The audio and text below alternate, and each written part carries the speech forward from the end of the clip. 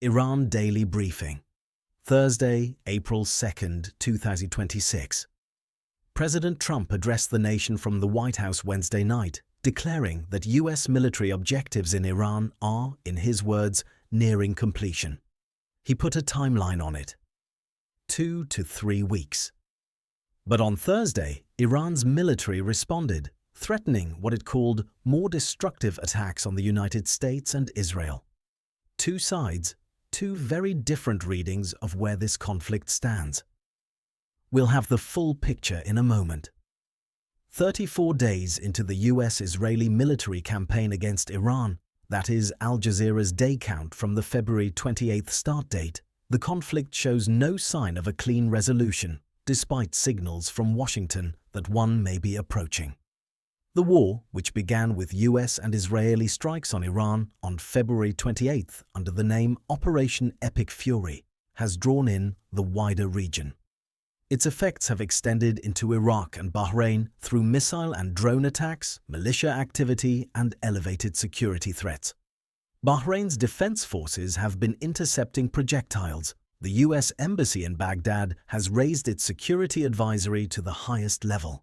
And Iran fired missiles at Tel Aviv earlier in the conflict, following Trump's vow to bomb the Islamic Republic back to what he called the Stone Ages.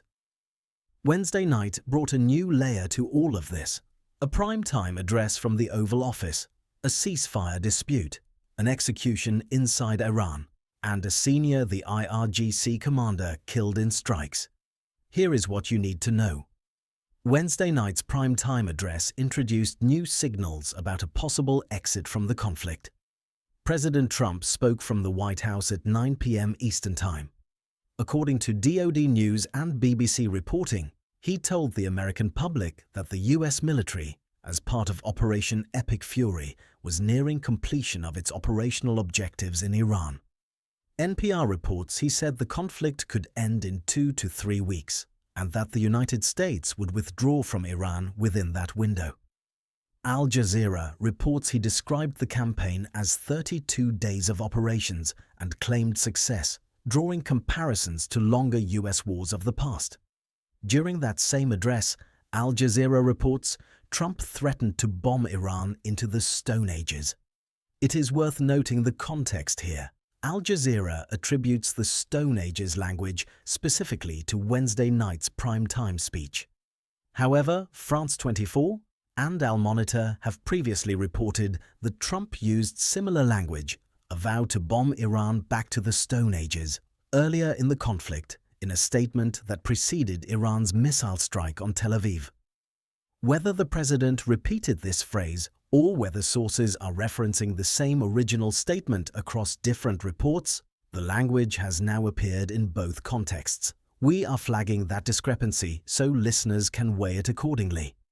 Also during the address, Al Jazeera reports, Trump urged nations that rely on oil from the Strait of Hormuz to, quote, get involved in the war on Iran.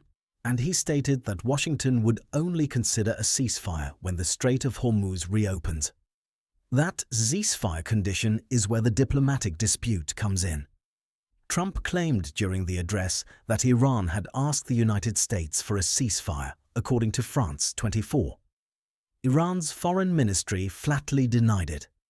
A ministry statement, reported by France 24, called Trump's claims baseless and said Iran had made no such request.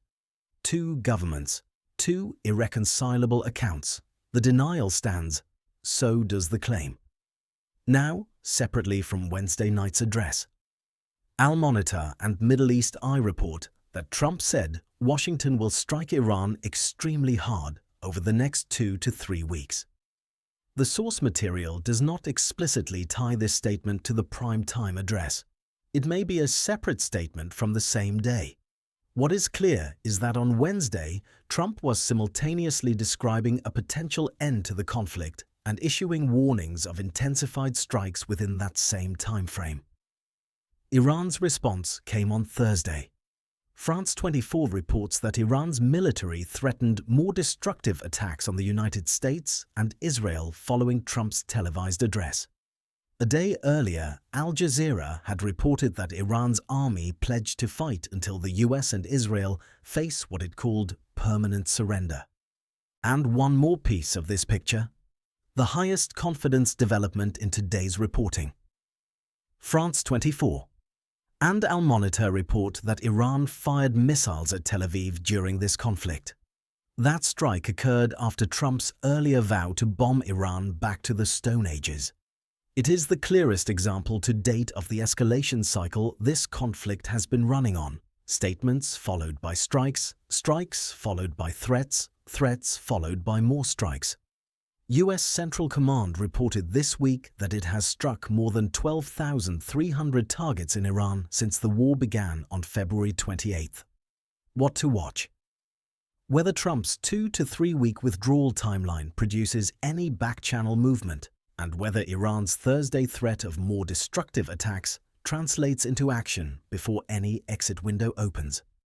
The ceasefire dispute is not the only diplomatic fault line this week.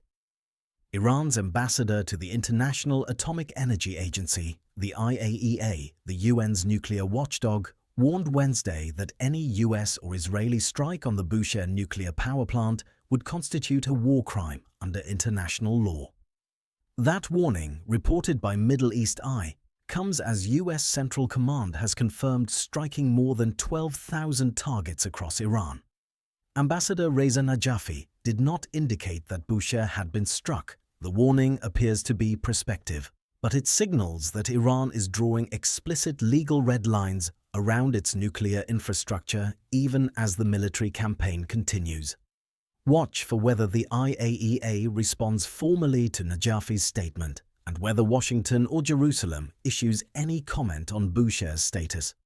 In Baghdad, the security situation around US diplomatic facilities deteriorated further on Thursday. The US Embassy in Baghdad issued a statement raising Iraq to a Level 4 security risk, the highest advisory classification the State Department uses, reported by Middle East Eye.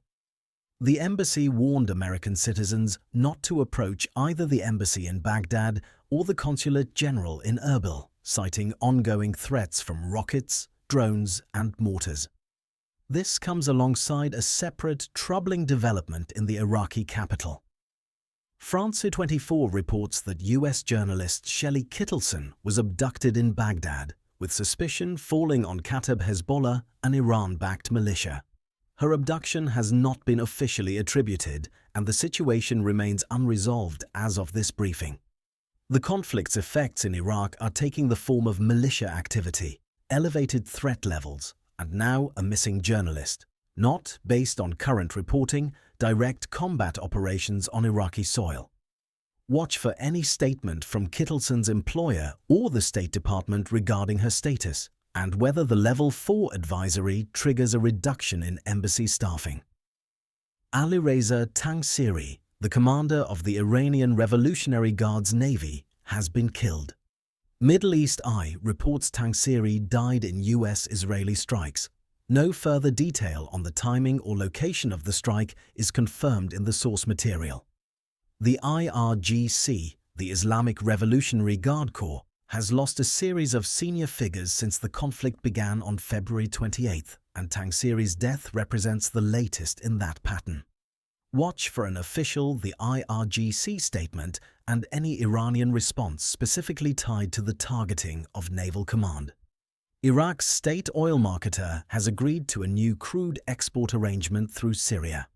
Ali Nazar, the Director General of Iraq's state oil marketing organization, known as SOMO, said the company will export 50,000 barrels per day of Basra medium crude via Syria to the Mediterranean, according to Middle East Eye. Syria's petroleum company communications director Safwan Sheikh Ahmad confirmed the first convoy includes 299 tankers.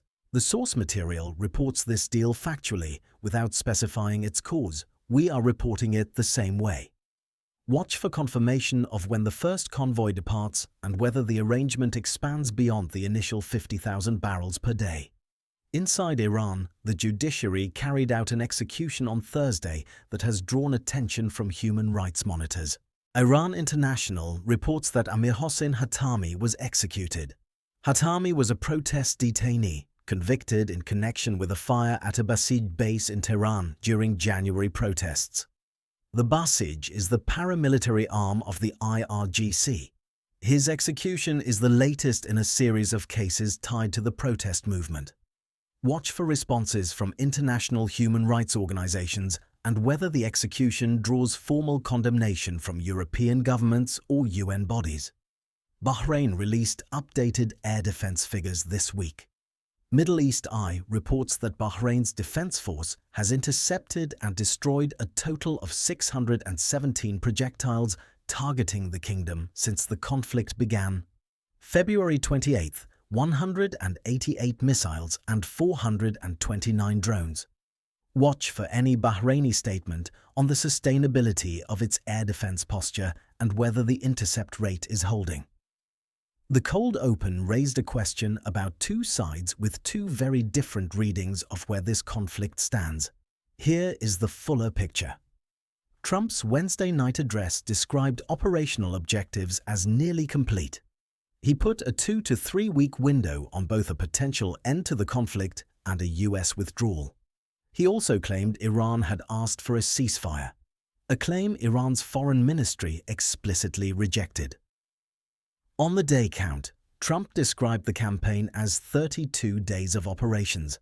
Al Jazeera's reporting places Thursday as the 34th day of the conflict, counting from the February 28th start date. Both figures are in circulation. The discrepancy is roughly 2 days and may reflect different counting methodologies. We are not in a position to adjudicate which is correct, so we are giving you both.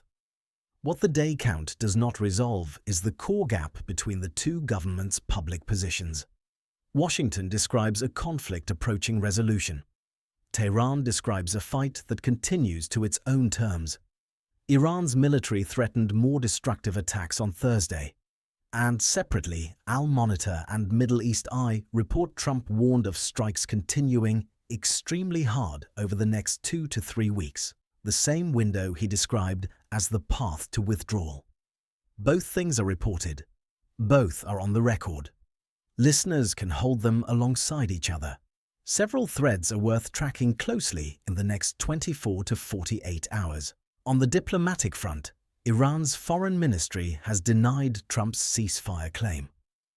Watch for any follow-up statement from Tehran, either doubling down on the denial or, in a less likely scenario, clarifying its position. If the Strait of Hormuz remains closed, Trump's stated precondition for a ceasefire means no formal talks begin, regardless of what either side says publicly. On the military front, Iran's military threatened more destructive attacks on Thursday in response to Trump's address.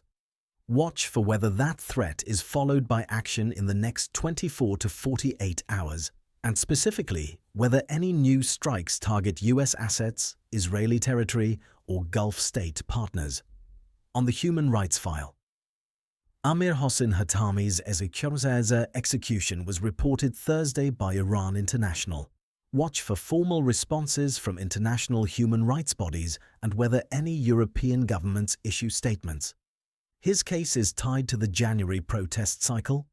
Executions in this category have historically drawn coordinated international condemnation. On the IRGC command losses, Tangziri's death as the IRGC Navy commander adds to a pattern of senior leadership losses. Watch for Iran to announce a successor and for any signal of how his death affects the IRGC naval posture in the Gulf. On the Bushehr warning, Iran's the IAEA ambassador drew a public red line around the Bushehr nuclear plant. Watch for the IAEA response and for any US or Israeli statement on whether the plant is or is not on the target list. On the journalist abduction, Shelley Kittleson remains missing in Baghdad. The US Embassy has escalated its security advisory to Level 4. Watch for any hostage communication, a formal US government statement, or militia acknowledgement. Today's briefing covered Wednesday night's primetime address by President Trump. His claims of operational progress and a ceasefire request Iran denies making, alongside Iran's missile strike on Tel Aviv earlier in the conflict, Tehran's Thursday threat of more destructive attacks, the death of the IRGC Navy commander Alireza Tangsiri, the execution of protest detainee Amir Hossein Hatami, the U.S. Embassy's Level 4 security advisory in Baghdad, the abduction of journalist Shelley Kittleson, and Bahrain's confirmed intercept total of more than 617 projectiles since February 28th. We'll be back tomorrow with the latest. If you found today's briefing valuable, subscribe wherever you listen to podcasts. New episodes every morning.